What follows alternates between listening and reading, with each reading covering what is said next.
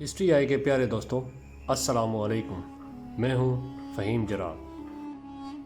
ناظرین گرامی، آپ نے افریقہ کے جنگلوں میں آباد دنیا سے لاتعلق کچھ ایسے قبیلوں کے بارے میں ضرور سنا ہوگا جو اکثر ننگے رہتے ہیں، لیکن کبھی کبھار وہ لوگ اپنا جسم درخت کے پتوں سے ڈھانپ لیتے ہیں۔ مگر ملک ہندوستان میں کچھ ایسے لوگ بھی پائے جاتے ہیں جو ننگا رہنے کو ثواب سمجھتے ہیں۔ یہ لوگ کون ہیں اور ان کا مذہب کیا ہے؟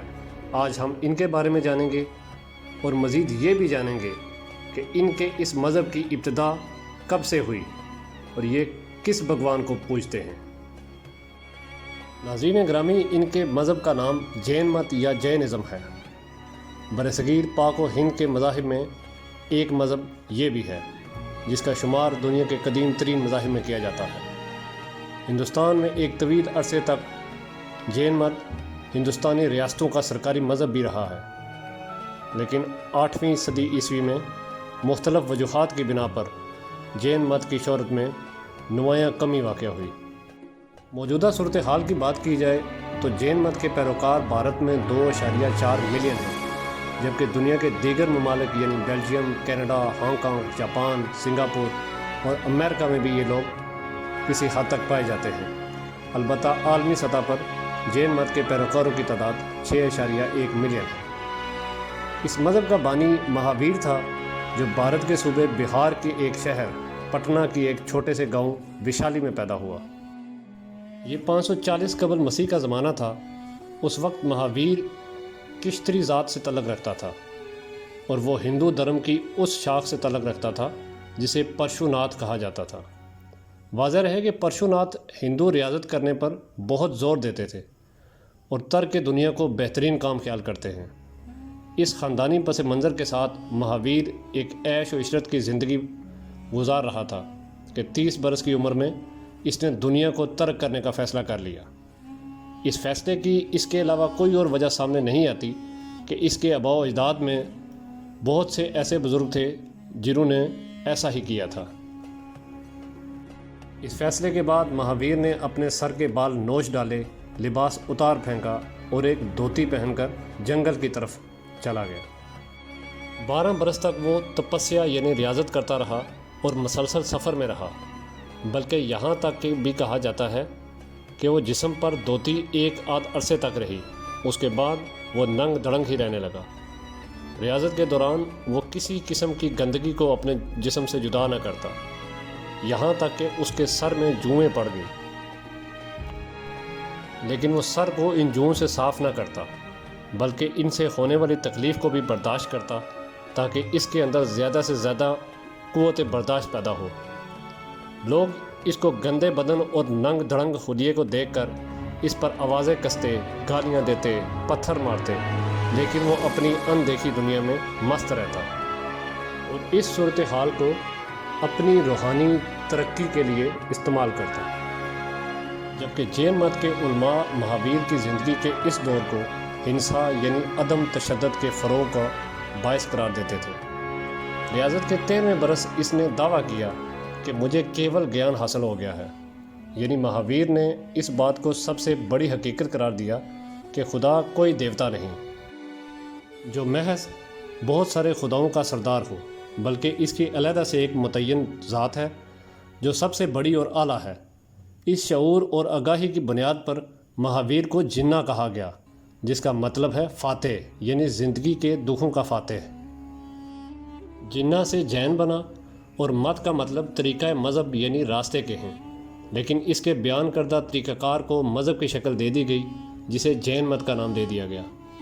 مہاویر 30 برس تک اپنے لوگوں کو اپنے دھرم کی تعلیم دیتا رہا اور پھر 72 برس کی عمر میں اس نے بھارتی صوبے بہار کے شہر پاوا پوری میں دنیا چھوڑ دی، جبکہ انتقال کے وقت وہ راجہ ہستی پال کے محل میں موجود تھا اور اس نے مرن ورت رکھا ہوا تھا، کیونکہ مہاویر کے مطابق اعلیٰ مقام یہی ہے کہ انسان تاریخ دنیا ہو جائے۔ آپ کو بتاتے چلیں کہ اس مذہب کے بھی 3 فرقے ہیں، جن میں سے ایک فرقہ ننگ دڑنگ کی تعلیم دیتا ہے، جن کے مطابق آپ جتنی دیر ننگے رہیں گے اتنا ہی آپ کو ثواب ملتا رہے گا۔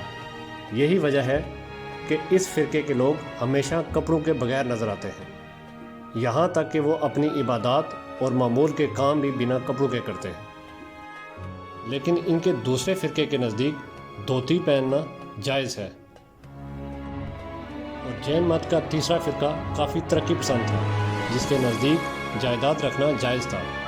ظاہر ہے کہ اتنا انتہا پسند مذہب عوام میں مقبول نہیں ہو سکتا تھا، کیونکہ ناقابل عمل تعلیمات کے ساتھ مہابیر کی مذہب میں عوام کی بہبود کے لیے کچھ بھی نہیں تھا۔ اس کے برعکس بدھ مت میں ذات پات پر تنقید کیے بغیر ہر ذات کو اپنا کر مساوات کا درس دیتا تھا، جو نچلے ذاتوں اور اصول پسند انسانوں کے لیے بڑی کشش کا باعث تھا۔ لہٰذا ہم دیکھتے ہیں کہ جین مت ایسے طبقوں میں مشہور ہوا جو برہمن اور کشتری کی بالادستی کو قائم رکھنا چاہتے تھے۔ اس لیے مہاویر کی جین مت صرف چند بڑے بڑے امراء، راجاؤں اور مہاراجاؤں نے قبول کیا، یہاں تک کہ مہاویر کے انتقال کے وقت اس کے ماننے والوں کی تعداد پورے برصغیر میں 14,000 سے زائد تھی۔ ریاستی سطح پر مغل سلطنت کے شہزادے اجات شترو نے جین مت قبول کیا اور پھر اپنے باپ بمبی سار کو قتل کر دیا، جو کہ ایک سچا بت تھا۔ راجہ اجات شترو نے جین مت کو پھیلانے کے لیے خاصی جدوجہد کی، جبکہ مہاراجہ اشوک کے بعد راجہ خارویل، راجہ اشوک کے پوتے سیم پتری، راجہ اندر چہارم اور راجہ گادرش نے بھی جین مت اختیار کیا اور اس کے فروغ کے لیے بہت کام کیا، اور ان میں سے 2 راجاؤں نے جین روایات کے مطابق ریاضت میں اپنی جان بھی قربان کر دی۔ ناظرین گرامی، اس مذہب کے عملی عقائد کی بات کی جائے تو عملی طور پر جین مت میں سب سے زیادہ زور اہنسا پر دیا جاتا ہے، جس کے تحت کسی قسم کی جان کو تکلیف یا ختم کرنا گناہ ہے، اور جین مت میں مرن ورت کو بہت اہمیت حاصل ہے، یعنی اپنے آپ کو بھوک پیاس سے مار دینا بڑی نیکی اور اعلیٰ مقام سمجھا جاتا ہے۔ یاد رہے کہ مہاتما گاندھی نے اسی فلسفے کو عالمگیر سطح تک متعارف کرایا، یہی وجہ ہے کہ ان کو جین مت کو اختیار کرنے کا الزام بھی لگا تھا۔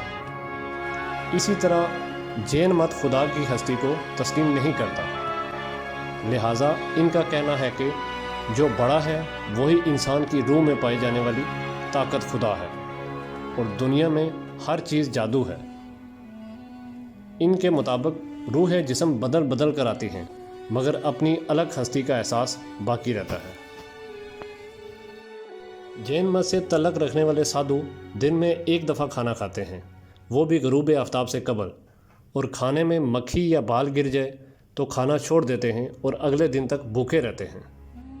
اس کے علاوہ یہ 2 مہینے میں 1 دفعہ اپنے ہاتھوں سے داڑھی، مونچھوں اور اپنے سر کے بال نوچتے ہیں۔